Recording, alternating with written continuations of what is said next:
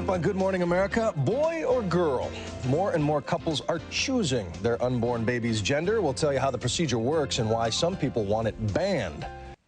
We turn now to a medical procedure causing controversy around the world. Imagine if you could choose the sex of your child. Would you do it? More and more people are, and Marisol, our own expectant mom, has been looking into this whole phenomenon. It's a very curious thing, and obviously I wanted to see what was behind all of this. We all know people who talk about the son or daughter they always wanted but never had. Most of those wishful parents shrug their shoulders and accept that fate had other plans.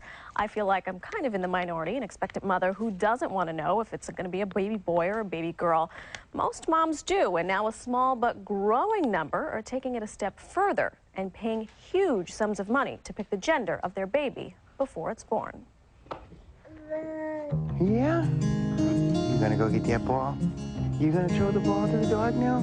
No, I always wanted a boy to, play sports and stuff with, Not that I mind the girls, we love the girls, we wouldn't trade them for anything, but, we just always wanted both. I'm gonna go for a little ride in that fire truck.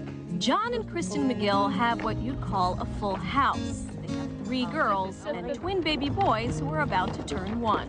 I might put the drum in the gift bag. Oh, that's a good idea. The McGills conceived their daughters naturally, but with sons Patrick and John III, they entered a brave new world.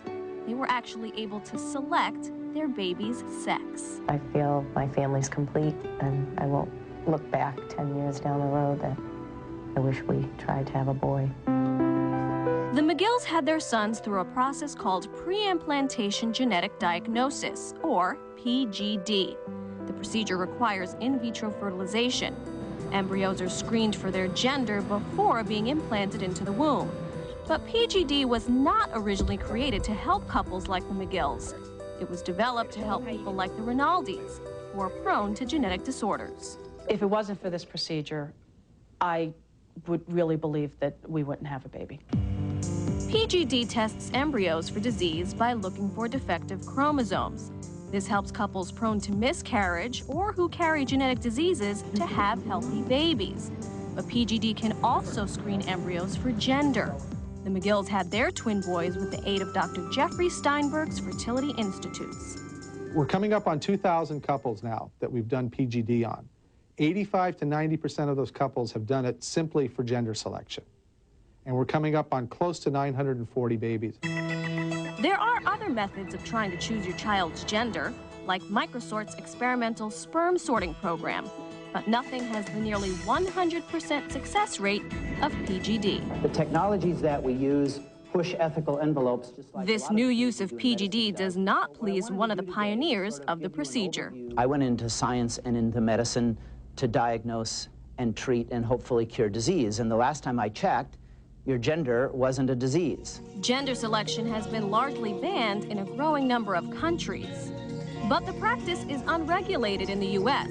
American attitudes are mixed. About 40% of Americans approve of using genetic testing of embryos to pick the sex of their future child when it's not related to medical conditions. Well, I'm not ashamed of it. I think it's a good thing, a good opportunity for a family in the same situation as us.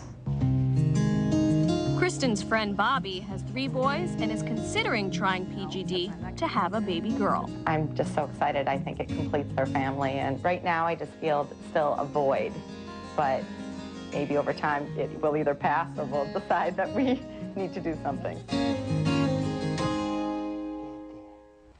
Now, there are no exact numbers on how many couples are actually doing this, but the experts we spoke to believe the number is probably very low, Kate, and that's because it is very expensive. It costs about $18,000 to do this. Per shot, each time? Each time you want to do it. And also, other physicians we spoke to don't necessarily want to do the process at all. So some doctors just won't even, will just stay away from it. They just, yeah. And you, just to be clear, you don't want to know. I don't want to know. Because everybody keeps asking me, is it a boy or a girl? I know. The first thing we get is, what is it? We don't know. You know, you just don't want to tell us. I really have no idea. And I don't want to know. Surprises are good. I think so. Okay, thanks, Maddie.